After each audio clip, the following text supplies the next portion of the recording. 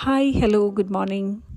ചപ്പാത്തിയുടെ കൂടെയും അപ്പത്തിൻ്റെ കൂടെയും ഇടിയപ്പത്തിൻ്റെ കൂടെയും ഒക്കെ കഴിക്കാൻ പറ്റുന്ന നല്ലൊരു പൊട്ടറ്റോ സ്റ്റൂ ആണ് നമ്മളിന്നുണ്ടാക്കുന്നത്. അതിനായി ഒരു 3 ഉരുളക്കിഴങ്ങും 2 സവോളയും ഒരു തക്കാളിയും നമ്മൾ കഴുകി അരിഞ്ഞെടുക്കുന്നുണ്ട്. ലാസ്റ്റ് വീക്ക് ആമസോണിൻ്റെയും ഫ്ലിപ്കാർട്ടിൻ്റെയൊക്കെ ഓഫേഴ്സ് നടക്കുന്നുണ്ടായിരുന്നു. അതിൽ നിന്ന് ഞാൻ വാങ്ങിച്ച ഒരു നോൺ സ്റ്റിക്ക് കടായിലാണ് ഇന്നുണ്ടാക്കുന്നത്. കടായി ഇൻഡക്ഷനിലേക്ക് വെച്ചിട്ട് വെളിച്ചെണ്ണ ഒഴിച്ചു കൊടുത്ത് വെളിച്ചെണ്ണ ചൂടാകുമ്പോൾ അതിലേക്ക് ഒരു 1/2 ടീസ്പൂൺ കടുക് ഇട്ട് കൊടുക്കുന്നുണ്ട്. ഒരു 1/4 ടീസ്പൂൺ പെരിഞ്ജീരകവും കൂടെ ഇട്ട് കൊടുത്ത് അതൊന്ന് മൂക്കുമ്പോൾ അതിലേക്ക് നമ്മൾ അരിഞ്ഞു വെച്ചിരിക്കുന്ന ഇഞ്ചിയും വെളുത്തുള്ളിയും പച്ചമുളകും കൂടെ ഇട്ട് കൊടുക്കാം.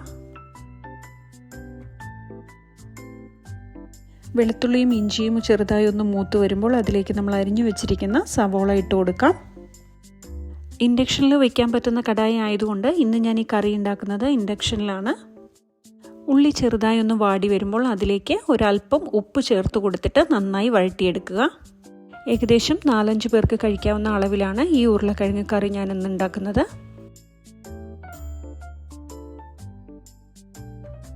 ഉള്ളി നന്നായി വഴണ്ട് വരുമ്പോൾ അതിലേക്ക് നമ്മൾ അരിഞ്ഞു വെച്ചിരിക്കുന്ന ഉരുളക്കിഴങ്ങ് ഇട്ട് കൊടുക്കാം.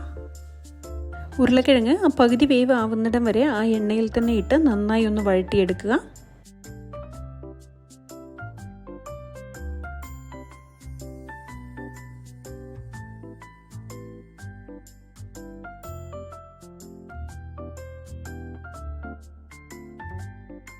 ഉരുളക്കിഴങ്ങിട്ട് ഏകദേശം ഒരു 10 മിനിറ്റ് നന്നായി ഒന്ന് ഫ്രൈ ചെയ്തതിന് ശേഷം അതിലേക്ക് ഒരു 1/4 ടീസ്പൂൺ മഞ്ഞൾപ്പൊടിയും 2 ടീസ്പൂൺ നിറയെ മല്ലിപ്പൊടിയും ഒരു 1/2 ടീസ്പൂൺ ഗരം മസാലയും കൂടെ ഇട്ട് നന്നായി ഒന്ന് യോജിപ്പിച്ച് കൊടുക്കാം. പൊടികളൊക്കെ ഇട്ട് ഒരു 2 മിനിറ്റ് നന്നായി സോട്ട് ചെയ്തതിന് ശേഷം അതിലേക്ക് ഒരു 1/2 ടീസ്പൂൺ കുരുമുളക് പൊടിയും കൂടെ ഇട്ട് നന്നായി ഒന്ന് സോട്ട് ചെയ്തെടുക്കാം. അതിലേക്ക് അരിഞ്ഞു വെച്ചിരിക്കുന്ന തക്കാളിയും കൂടെ ഇട്ട് കൊടുക്കാം.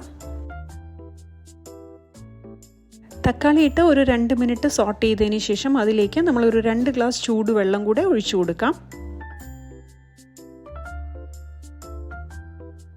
കറി നന്നായി ഒന്ന് തിളച്ച് വരുമ്പോഴേക്കും നമുക്ക് ഒരു 1/2 കപ്പ് നാളികേരത്തിൻ്റെ പാലെടുത്ത് വയ്ക്കാം.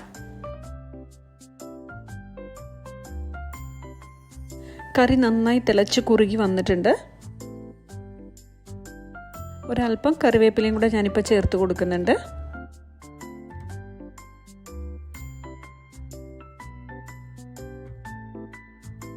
കറി ഒന്ന് തിളച്ച് കുറുകി വരുമ്പോൾ ഞാൻ ഇൻഡക്ഷൻ ഓഫ് ചെയ്യുന്നുണ്ട്. എന്നിട്ട് നമ്മൾ എടുത്തു വെച്ചിരിക്കുന്ന തേങ്ങാപ്പാൽ അതിലേക്ക് ഒഴിച്ചു കൊടുക്കാം. തേങ്ങാപ്പാൽ ഒഴിച്ചതിന് ശേഷം കറി നന്നായി ഒന്ന് ഇളക്കി യോജിപ്പിച്ചതിന് ശേഷം നമുക്ക് അടച്ചു വയ്ക്കാം.